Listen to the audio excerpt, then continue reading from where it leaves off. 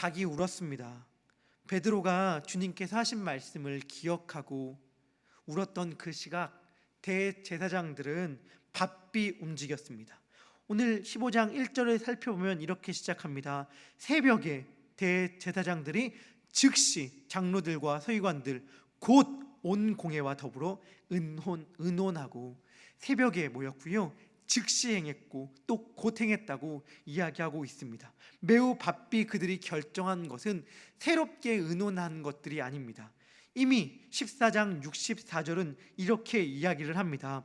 그 신성모독하는 말을 너희가 들었도다. 너희는 어떻게 생각하느냐 하니 그들이 다 예수를 사형에 해당한 자로 정죄하고, 즉 이미 그들은 예수에 대한 사형을 결정했습니다. 이제 공회가 열리면 공식적으로 그 결정한 안을 채택하기를 그들은 기다렸고, 새벽에 공회가 열리자마자 이 안을 채택한 다음 그들은 빌라도를 찾아갑니다. 빌라도를 찾아간 까닭은 분명했지요. 단순했습니다. 로마가 유대인 나라에게 사형에 대한 선고의 권한을 빼앗았기 때문에 아무리 공회가 예수에 대한 사형을 결정했다고 해서 그 사형을 집행할 수는 없었습니다. 그들은 예수를 사형에 처하기 위하여 빌라도의 승인을 받아야만 했습니다. 빌라도는 사마리아와 유대 지역을 다스리던 로마의 총독이었습니다. 그는 보통 때에는 가이사랴라는 곳에 거주하였지만 유월절 기간에는 예루살렘에 수많은 인파들이 모였었기 때문에 치안 유지를 위하여 군대들을 이끌고 예루살렘에 거주하고 있었습니다. 유대의 지도자들은 빌라도를 찾아갑니다. 물론 새벽같이 말입니다. 당시에 로마의 일과는 새벽부터 시작하였기 때문에 새벽부터 찾아가도 마땅하였지만, 실상 생각해보면 전 이 말씀을 읽으면서 느낀 것은 무엇이냐면, 세상이 예수를 대적하는 일은 참으로 부지런하다 였습니다. 어찌 그리 부지런한지요. 좀 게을 만도 하고 좀 더딜 만도 하고 좀 약하게 할 만도 한데, 참 예수를 괴롭히고 예수를 핍박하고 또 우리가 예수의 길을 따르려고 할 때에 세상은 어찌 그리 바삐도 우리를 방해하는지 모르겠습니다. 예수님도 그러하였어요. 새벽부터 이들은 예수를 죽이기 위하여 빌라도를 찾아갑니다. 그리고 빌라도에게 여러 가지 말로 아마 예수에 대해 이야기를 하였겠죠. 그러자 2절에서 빌라도가 예수님께 묻습니다. 내가 유대인의 왕이냐?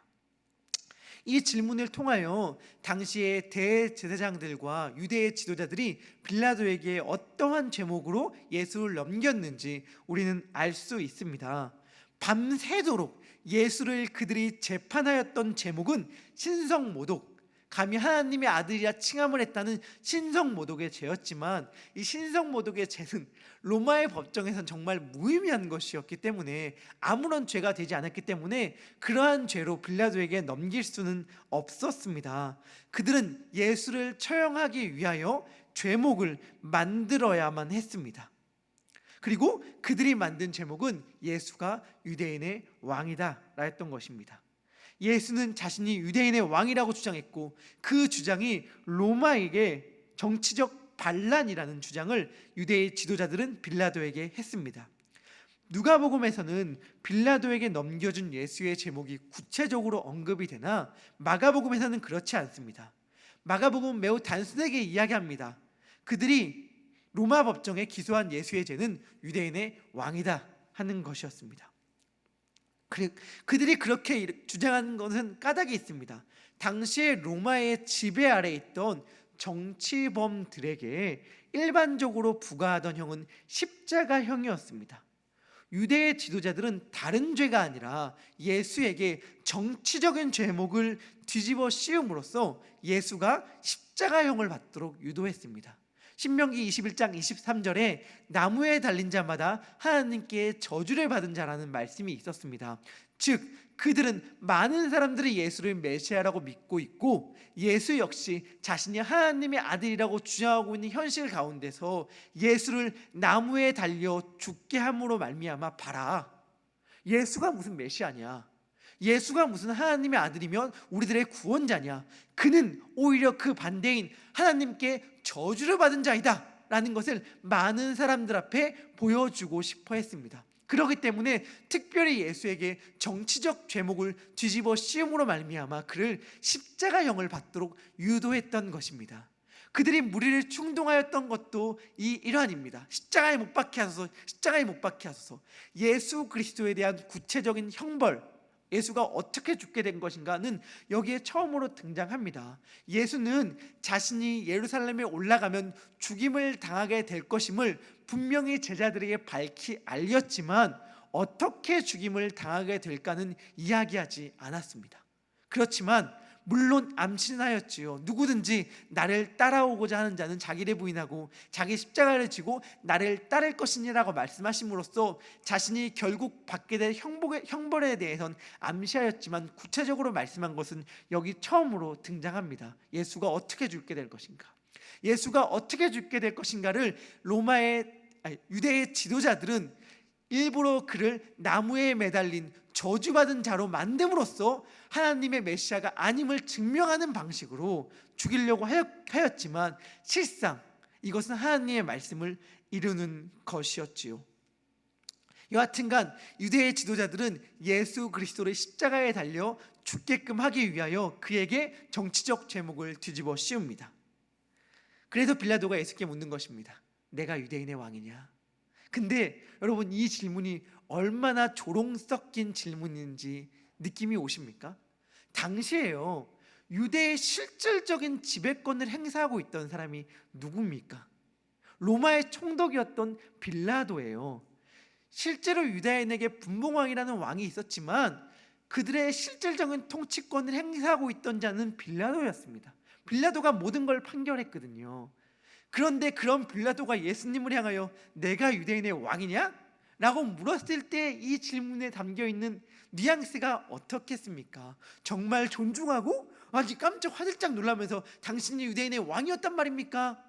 하는 식의 뉘앙스는 아니었겠죠. 여기는 아마 조롱이 잔뜩 섞여 있던 질문이었을 것입니다. 내가 유대인의 왕이냐? 난 몰랐는데, 내가 유대 나라를 다스리고 있었는데 네가 왕이었다면 내가 왜 몰랐을까? 라는 조롱 섞인 질문과 함께 빌라도는 예수께 이야기했을 것입니다. 그때 예수님은 대답합니다. 내 말이 옳도다. 이 말은 내가 이미 말하였다 라는 말입니다. 예수님은 그러함으로써 애매하게 답변하십니다. 이 질문에 대하여 그렇게 긍정적이지도 않고 부정적이지도 않게 답변하셔요. 그 까닭은 무엇이냐면 예수 그리스도께서는 진정한 유대인의 왕이시지만, 유대인의 왕이라는 표현이 여기 처음으로 등장하거든요. 근데 앞으로도 마가복음 가운데서 유대인의 왕이라는 표현이 계속해서 반복되어 등장해요. 특별히 유대인의 왕이라는 칭호는요, 이방인들을 통해서만 주어집니다. 그들은 자신이 하는 말이 무엇인지 의미를 알지 못하고 이러한 고백을 하였지만 실제로 예수님은 유대인의 왕이었지요. 그러나 유대의 지도자들이 예수를 빌라도에게 넘길 때에 그들이 생각했던 식의 왕은 아니었지요. 정치적인 왕은 아니었기 때문에 예수님은 애매하게 답변을 하십니다. 그런 이 예수님의 답변을 통하여 빌라도는 예수를 처벌할 이유가 딱히 없음을 느낍니다. 아니, 예수가 확실히 뭔가 범죄를 저지르지 않았다는 걸 빌라도가 느꼈기 때문에 그를 처벌할 이유가 없었습니다. 그러자 판결의 흐름을, 재판의 흐름을 파악한 유대의 제사장들은 3절에 보면 다시 여러 가지 말로 예수님을 고발하기 시작합니다. 분위기를 보아하니 빌라도가 예수가 아무런 죄가 없다고 느끼는 것 같았기 때문에 다시금 대제사장들은 예수님을 여러 가지 말로 고발하기 시작합니다. 누가복음에 나온 내용을 비추어 보면 그들이 예수님을 고발한 내용은 크게 세 가지입니다. 납세를 거부했다, 자신을 왕으로 참칭했다, 그리고 테러를 사주했다 라는 것입니다. 폭동을 사주했고 납세를 거부했고 왕으로 참칭했다는 이 세 가지 제목을 들어서 예수를 다시금 고발하기 시작합니다. 그런데 빌라도가 볼 땐 아니었거든요. 대제사장이 아무리 입을 막 열어서 큰 소리로 바삐 떠들어대도요, 이것이 빌라도에게 하나도 와닿지 않았어요. 그러니 빌라도는 신기했습니다.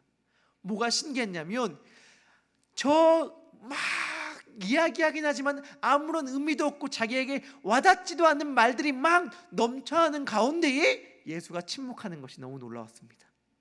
사실 빌라도가 볼 때 예수가 저 말이 얼마나 근거 없는 말인지 너무 잘 알지 않습니까? 라는 말만 하면 예수의 손을 들어주려고 했거든요.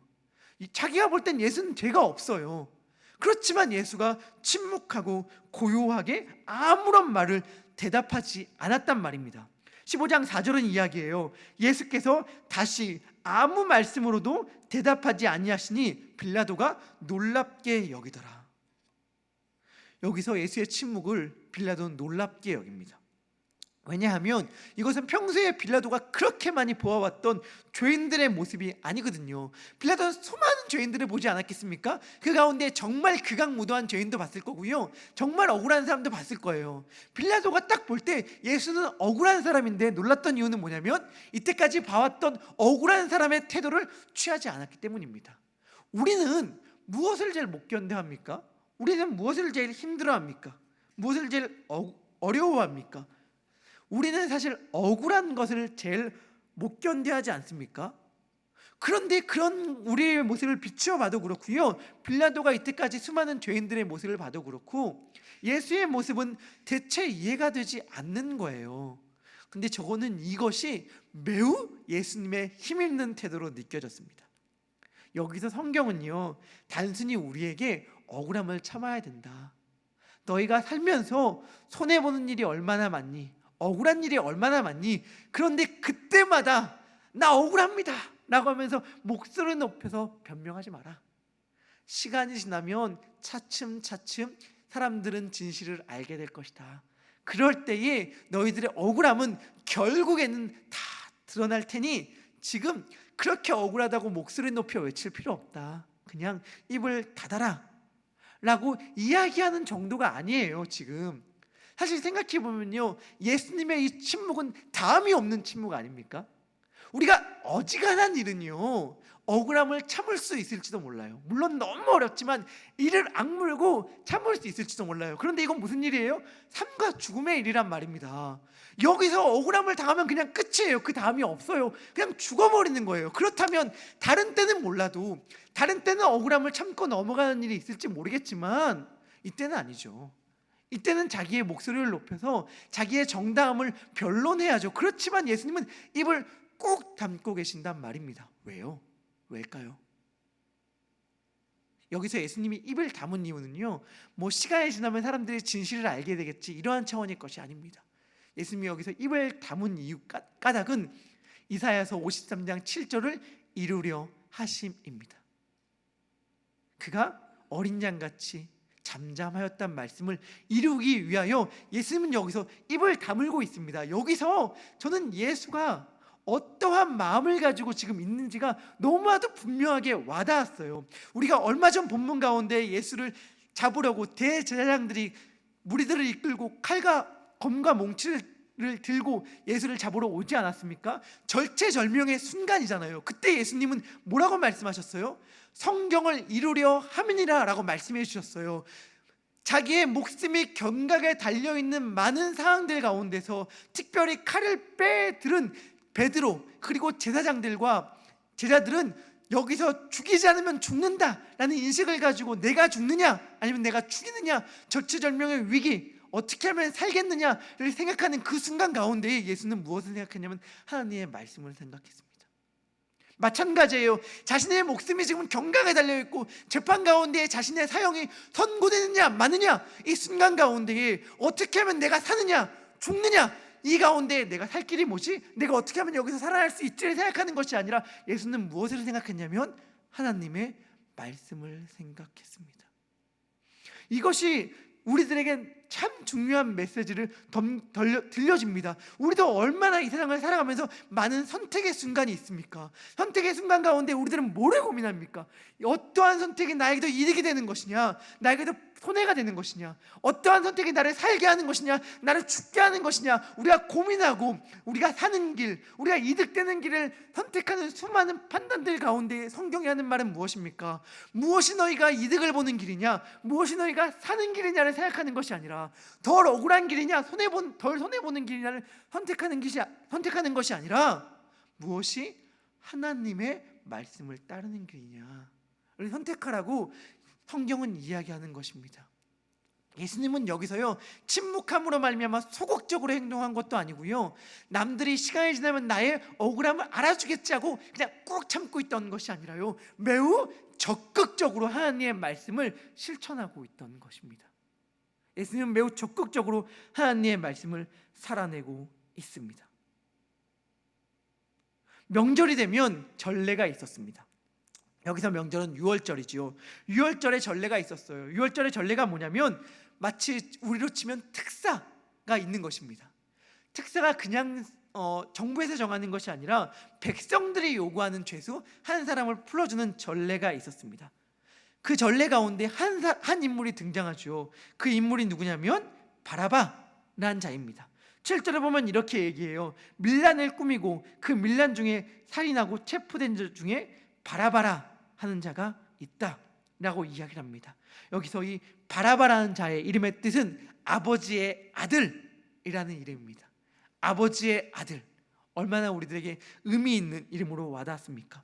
빌라도는요 이렇게 이야기합니다. 전례가 있으니 내가 너희에게 누구를 구원해 주기를 원하느냐, 누구를 풀어주기를 원하느냐, 유대인의 왕을 너희에게 놓아주기를 원하느냐 라고 하면서 예수님을 풀어주기 위해 유도를 합니다. 아마도 빌라도는 부담이 되었겠죠. 다른 복음서에서는 빌라도가 부담이 되니까 까닭들이 많이 설명이 되긴 합니다. 빌라도의 아내가 와서요 예수를 풀어주라고 이야기하기도 하고요.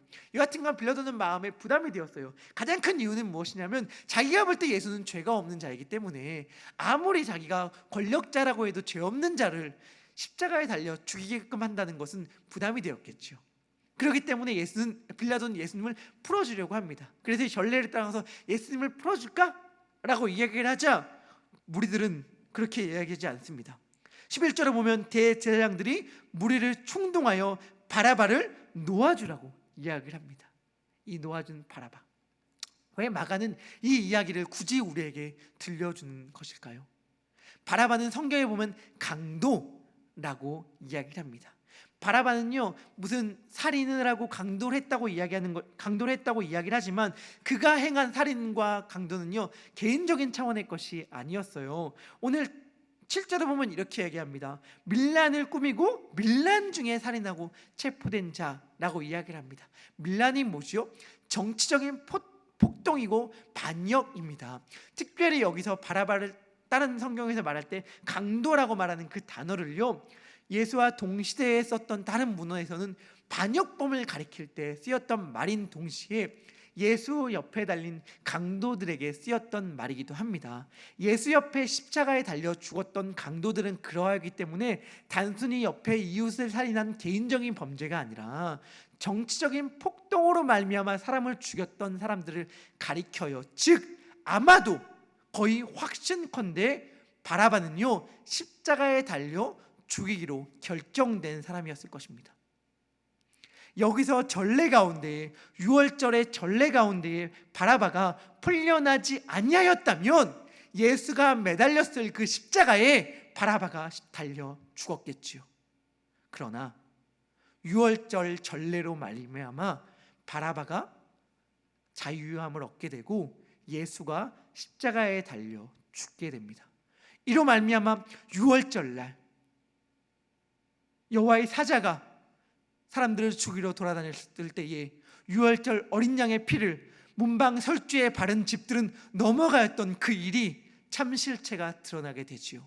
진정한 유월절의 어린 양 되신 예수 그리스도, 실제로 출애굽했을 때에 출애굽 당시에 이스라엘 민족들 가운데의 장자가 죽지 않은 것이 아니라 유월절 어린 양을 바른 집에 장자가 안 죽은 것 아닙니까? 왜요? 유월절 어린 양이 대신 죽었기 때문에.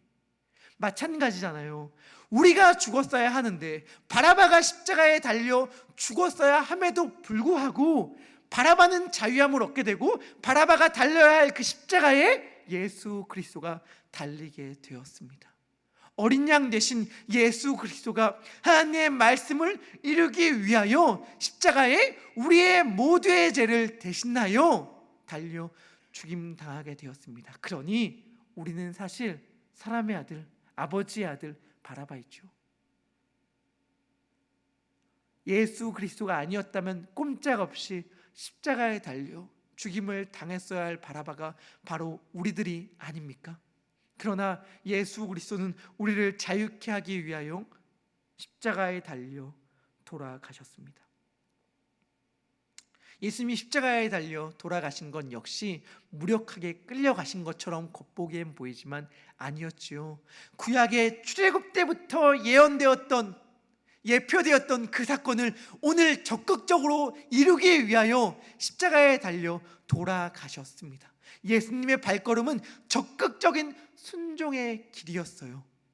예수님은 성경을 이루려고 십자가에 달려 돌아가셨습니다. 오늘 본문 가운데 아무런 말씀도 하지 아니하시고 단 한마디의 애매한 말씀만 남기시고 더 이상 말씀을 하지 않으시고 사람들에 의하여 저리 끌려가고 이리 끌려가고 이 사람에게 넘겨지고 그렇게 끌려다니는 것 같은 예수 그리스도야말로 본문 가운데서 가장 주도적인 인물입니다. 자기 자신의 욕망의 노예가 되었으나 사형시킬 권한이 없어 그저 누명과 억지고소로 예수를 처형하려고 애쓰는 유대의 지도자들은 너무나도 무력하기 짝이 없습니다. 또한 그들에게 선동되어 하루아침에 이랬다가 저랬다가 입장을 바꾸는 무리들 역시 너무나도 무력하고 유약하지 않습니까? 자기들의 입장이라는 것이 없어요. 그저 이 사람이 이렇게 말하면 저렇게 끌려가고 이 사람이 저렇게 말하면 저렇게 끌려가는 그들이 아닙니까? 모든 권력을 손에 쥔 것 같으나, 그래서 사람의 생사 여타권은 손에 쥔 것 같으나 실상은 자기 뜻대로 할 수 있는 것이 하나도 없는 사람들의 눈치만 보는 빌라도, 그는 얼마나 무력합니까? 이 무력함과 무능함의 한가운데에서 예수 그리스도만이 홀로 적극적으로 능력 있게 하나님의 말씀을 이루십니다. 이 얼마나 놀랍습니까? 고난주간의 첫날을 맞이하고 있습니다. 개인적인 고백을 하자면 저에게 고난주간은요, 무엇을 하지 않는 날이었습니다. 이때까지는요. 무엇을 하지 않는 건 너무 편했거든요. 무엇을 하지 않습니까? 식사를 거릅니다. 또 무엇을 하지 않죠? 문화생활을 하지 않아요. 평소에 보던 TV 시청이나 인터넷을 하지 않습니다. 근데 그 이유와 목적이 무엇일까? 그저 주님 앞에 내가 무언가를 했다라는 것 이상의 뭔가 의미가 있을까? 생각을 해보게 되었습니다. 그런데 말씀을 묵상하면서 올해부터는 생각을 좀 바꾸게 되었어요. 고난주간이라는 것이 무엇일까?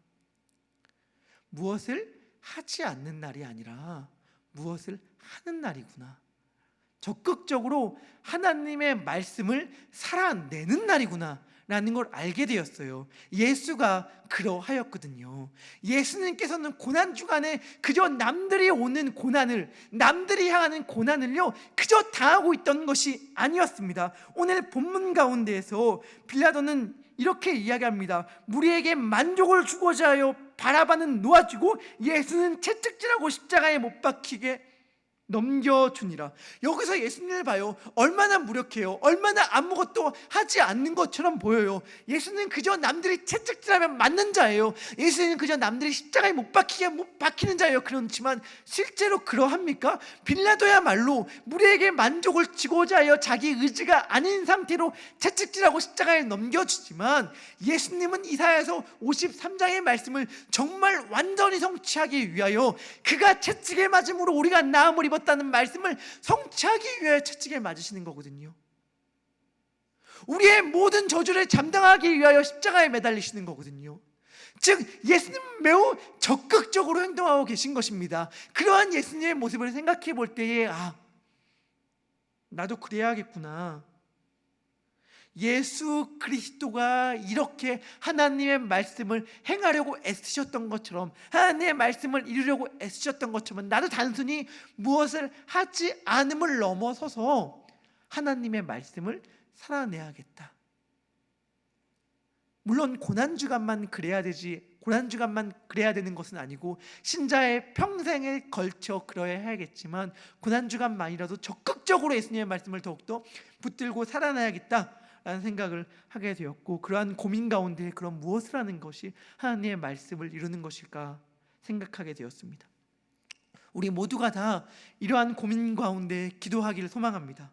예수 그리스도의 상함이 우리에게 평안이 되었습니다.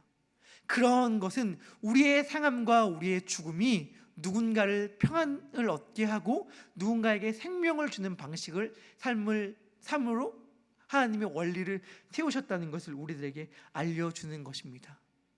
우리가 상할 때에, 우리가 채찍에 맞을 때에, 우리가 죽을 때에, 우리가 깨질 때에 누군가는 살아날 것입니다. 이 한 주간 하나님은 그것을 경험하기 소망합니다. 어떻게요? 적극적으로.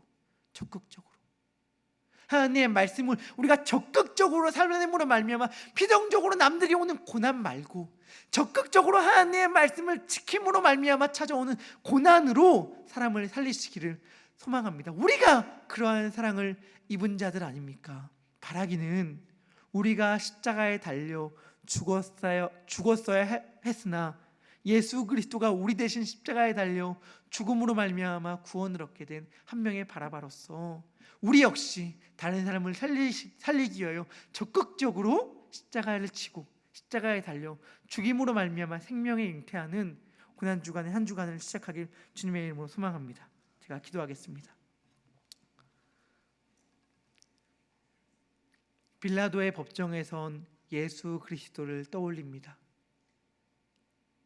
온 세상의 재판관이자 왕이신 그분이 빌라도 앞에 내가 유대인의 왕이냐?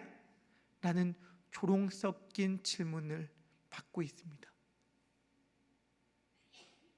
자기의 백성들, 특별히 구약에 있는 모든 말씀이 자기를 가리키고 있음에도 불구하고 말씀을 가리킨다고 하는 대제사장들이 자기들의 욕망의 노예가 되어 자신을 십자가에 못 박으라고 하고 사람들을 충동하고 있습니다.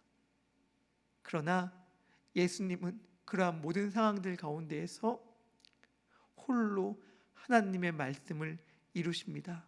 우리를 살리시기 위하여.